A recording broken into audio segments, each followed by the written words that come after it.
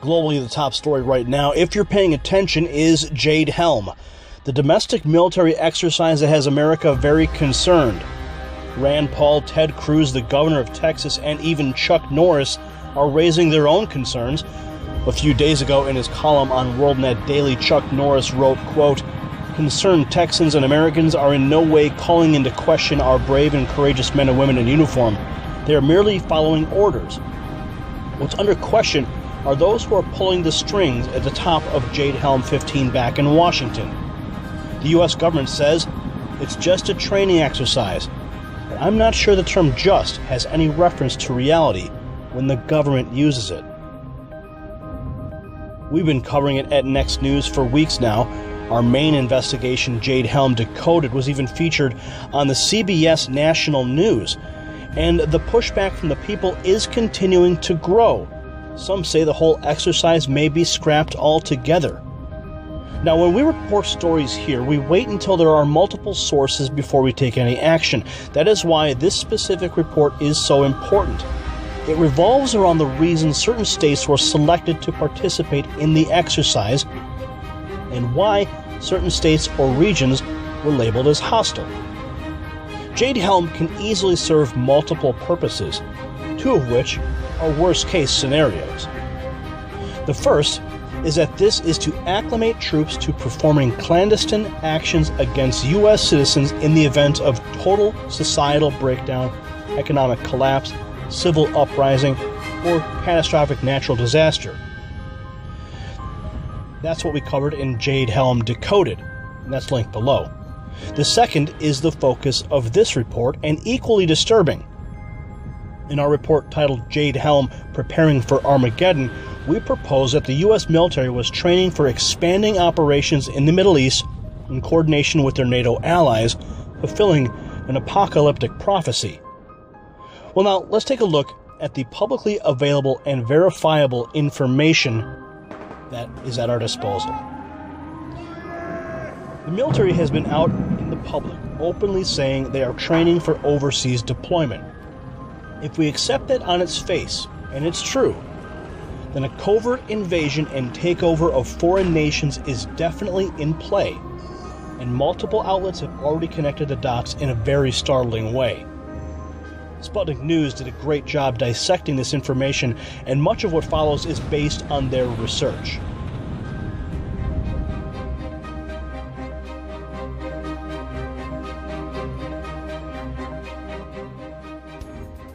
Starting with the map of Jade Helm states, we see various colors and designations. Note the hostile states and their locations. Once you turn the map slightly, the hostile nations line up with what the U.S. may consider hostile nations in the Middle East, most notably Texas as Iran and California as Israel.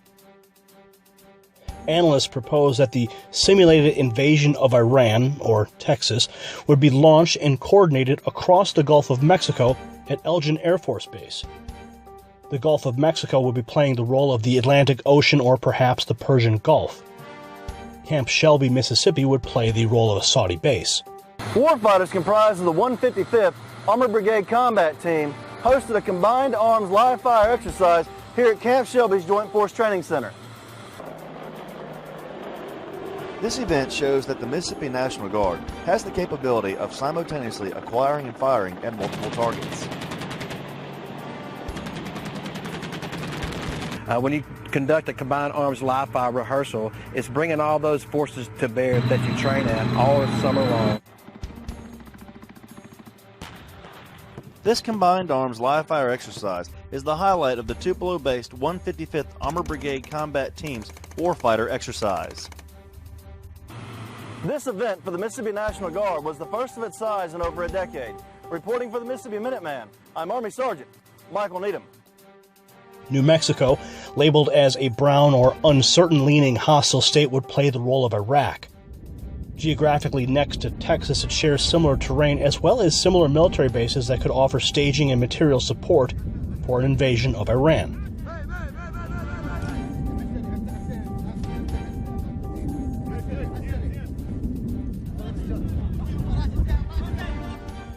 Utah is colored red and labeled a hostile nation. Geographically, on the map, it falls into the same region as Syria and follows a similar mixed terrain of flatlands and mountains. A simulated battle will occur in a remote area of Utah. Investigators propose that the opposing force will represent the Syrian army during an LSE, or a large-scale exercise. The state capital is believed to be playing the role of Damascus, as 2 covert ops detachments will be deployed there. Turkey is a NATO ally. That's why experts believe Colorado is labeled as a blue permissive state. Colorado and Turkey also share similar mountainous terrain.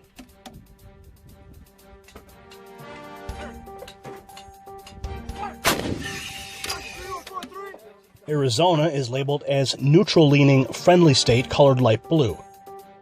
Experts believe Lebanon would be neutral should war break out with Syria, and Nevada is permissive solid blue, likely playing the role of Jordan and sharing the same geography. Now, California shares many of the same features of Israel through its terrain and coastal climate. The hostile area in red likely represents the West Bank or Gaza Strip. Both would be hostile if an invasion of Iran occurred. If this layout is accurate, and the various states are in fact playing the roles revealed here, then 2 things are certain. 1. The U.S. military planners who drafted Jade Helm are tremendously stupid for revealing their entire invasion plan for the world to see. And 2. America is truly preparing for war with Iran.